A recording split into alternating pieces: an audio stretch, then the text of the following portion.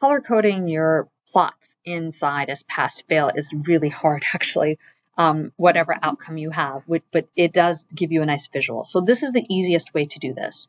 This data here is data from academic departments, faculty who took the old APFT and passed and failed it. So I am first going to, let me first make sure that this is all raw, nice data. So I'm just going to do this. So the first thing you should do is move or copy. So what you do is you go down here, right click on your sheet and go move or copy, create a copy and move to the end because you're going to munge this data set. And you don't want to, if you make a mistake, you don't want to ruin your initial data. This is, by the way, the third time I'm doing this video, so I have already messed up the data set. So I had to delete my extra sheets. So just so if you think that you're not going to do it, I did it. And there's got to be somebody like me. All right, so then you go to this APFT data. What I'd like to do is I'd like to use sit-ups and runtime in seconds. And that's in column P and column J. I don't need these other columns. So I'm just going to delete everything. I keep the identifier, but I just delete everything else. So from B through J, I don't need this. So I highlight the letters B through I, and then I right click and I hit delete, and it just gets rid of those. And then over here, I'm going to do the same thing. I'm going to delete everything up to this runtime in seconds and delete them. And then I'm going to delete all these columns because I don't need those. I just need the identifier that tells me who passed and who failed. And I'm going to delete all these. So now it looks a lot easier to look at. All right, I just did that to make it cleaner. The next thing I'm going to do is I'm going to do a sort. How do you do a sort? You go from A to D, and I'm going to sort by those who passed and those who failed. You have to do this, otherwise you're going to only sort one column and it's going to lose the data from the other columns that are hooked to this person. So for example, the first person passed, they had a 636 second run and they did 100 sit-ups. If I sort this, it might sort the column D and lose the 106.36 that belonged to this one if I don't highlight them all. So then I'm going to go to this editing, sort, custom sort, and it will show up like this, and you want to sort by pass fail column. And I'm doing smallest to largest. You can do largest, smallest, it doesn't matter. It's going to give me all the failures first. And notice it sorted everything. So instead of 100 here in the first sit-up, I have somebody who did 0 sit-ups. They couldn't do any. Didn't matter that they could run. They failed the whole thing. Okay, now, next thing I'm going to do. I'm going to copy, starting with the first pass is over here. Highlight, that starts in row 19 for me. I'm just going to, highlight those cells, and you do have to highlight those cells. So it starts in 19. I'm just going to copy those cells. So go down, that's 373. I'm going to copy those.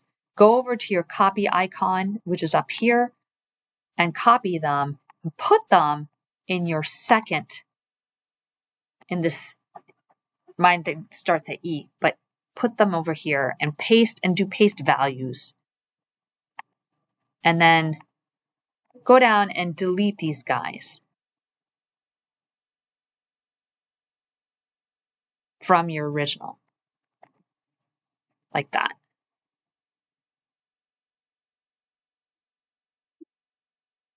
Shift cells up means it doesn't do anything. It just removes them. So they're gone. You're almost there.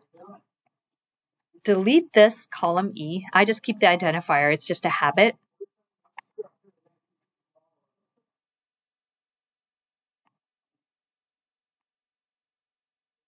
And now I don't need the column D, which is the flag of who passed and failed. I don't need that. I'm going to delete that. I'm going to delete this. And then over here, what I have is I have sit-ups for those who passed, and I have seconds for those who passed.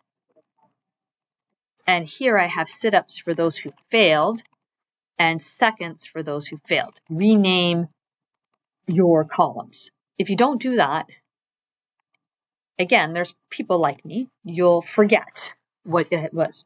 Okay, now you're ready to make a plot. So the first thing is you highlight the B and the C, and you go to Insert, and you go Charts, and Scatter, and Plot. And what that's doing is it's giving me runtime on the y-axis and sit-ups on the x-axis. So let's go over here and go sit-ups, number of sit-ups, and in the quick layout, the way I've showed you earlier, runtime and seconds. So that's good enough. You can write it the way you want to. I'm used to doing these. I don't need this anymore. All right, next thing. Go to your chart and click into the data. So it's going to take a couple clicks of getting in there. Let me see if I can get in there. Right-click your chart, and you'll see the Select Data. Select that. And you see the seconds of your failed people as your y-axis. Go to Edit. Copy and paste.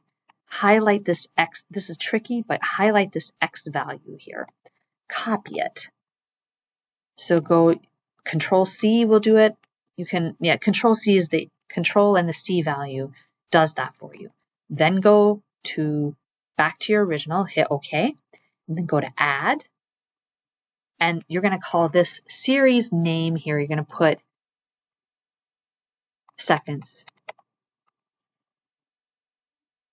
failed. And then in the X column, you're going to put this B. But instead of B, you're going to change it to C. So paste, Control V is paste. I would just paste it there. And then into the Y value, you're going to paste again, but you're going to put D. Like this. And the only thing is, so I think this will do it for you. So let's see what happens. There you go. You have a second data set, which is number of sit-ups on the x-axis, runtime on the y-axis. And this completely makes sense for me. It means that the second data set, the orange, are the people who failed. Something is wrong here. So let me go back here and look at this. Select data. The first one was the people who passed.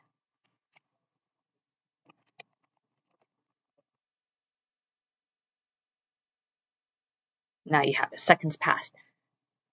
I think I must have, I got it backwards because that doesn't make sense, right? So let's go back to select data. These are the people who failed. So change that to failed. And then change this to passed.